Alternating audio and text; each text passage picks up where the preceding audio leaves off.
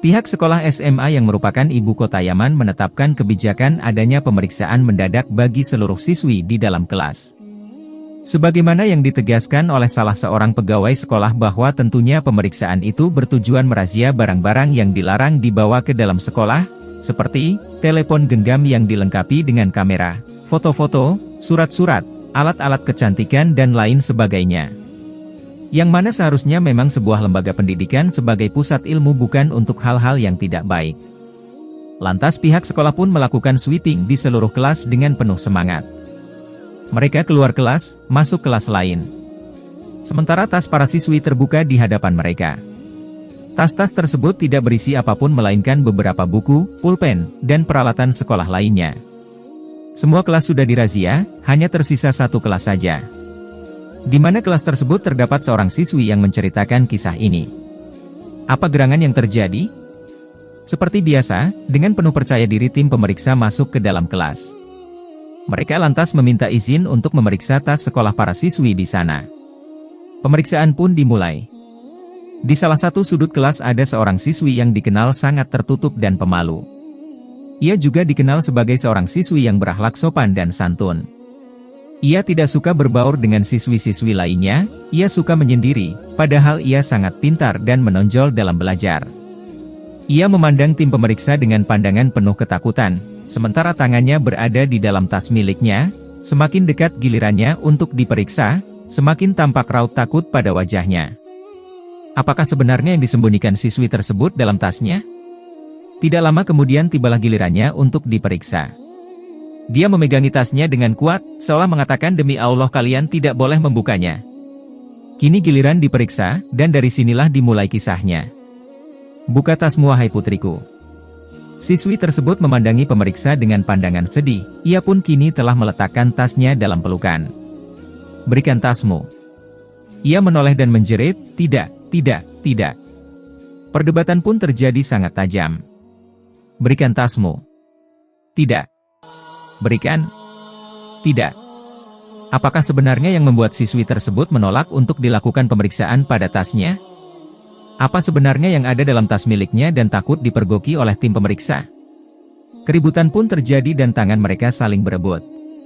Sementara tas tersebut masih dipegang erat dan para guru belum berhasil merampas tas dari tangan siswi tersebut karena ia memeluknya dengan penuh kegilaan. Spontan saja siswi itu menangis sejadi-jadinya. Siswi-siswi lain terkejut. Mereka melotot.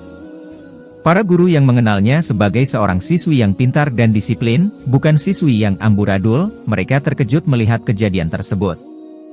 Tempat itu pun berubah menjadi hening.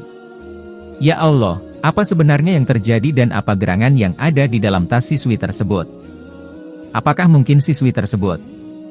Setelah berdiskusi ringan, tim pemeriksa sepakat untuk membawa siswi tersebut ke kantor sekolah, dengan syarat jangan sampai perhatian mereka berpaling dari siswi tersebut supaya ia tidak dapat melemparkan sesuatu dari dalam tasnya sehingga bisa terbebas begitu saja. Mereka pun membawa siswi tersebut dengan penjagaan yang ketat dari tim dan para guru serta sebagian siswi lainnya. Siswi tersebut kini masuk ke ruangan kantor sekolah, sementara air matanya mengalir seperti hujan. Siswi tersebut memperhatikan orang-orang di sekitarnya dengan penuh kebencian, karena mereka akan mempermalukannya di depan umum. Karena perilakunya selama 1 tahun ini baik dan tidak pernah melakukan kesalahan dan pelanggaran, maka kepala sekolah menenangkan hadirin dan memerintahkan para siswi lainnya agar membubarkan diri. Dan dengan penuh santun, kepala sekolah juga memohon agar para guru meninggalkan ruangannya sehingga yang tersisa hanya para tim pemeriksa saja. Kepala sekolah berusaha menenangkan siswi malang tersebut.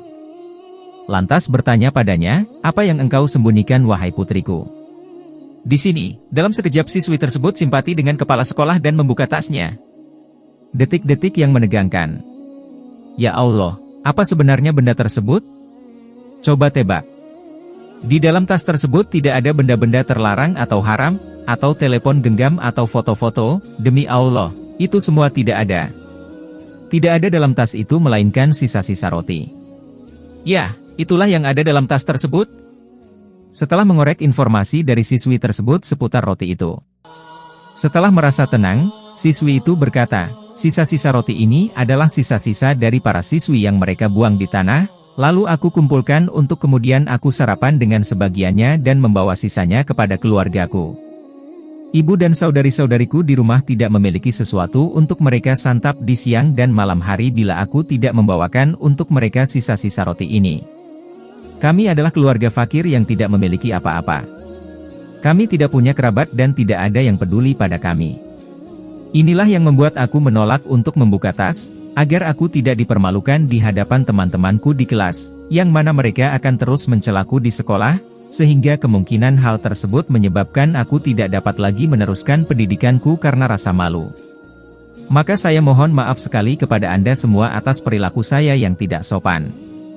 Saat itu juga semua yang hadir menangis sejadi-jadinya, bahkan tangisan mereka berlangsung lama di hadapan siswi yang mulia tersebut. Maka tirai pun ditutup karena ada kejadian yang menyedihkan tersebut, dan kita berharap untuk tidak menyaksikannya. Karenanya wahai saudara dan saudariku, ini adalah satu dari tragedi yang kemungkinan ada di sekitar kita, baik itu di lingkungan dan desa kita sementara kita tidak mengetahuinya atau bahkan kita terkadang berpura-pura tidak mengenal mereka. Wajib bagi seluruh sekolah dan pesantren untuk mendata kondisi ekonomi para santri-santrinya agar orang yang ingin membantu keluarga fakir miskin dapat mengenalinya dengan baik. Kita memohon kepada Allah agar tidak menghinakan orang yang mulia dan memohon padanya agar dia selalu menjaga kaum muslimin di setiap tempat.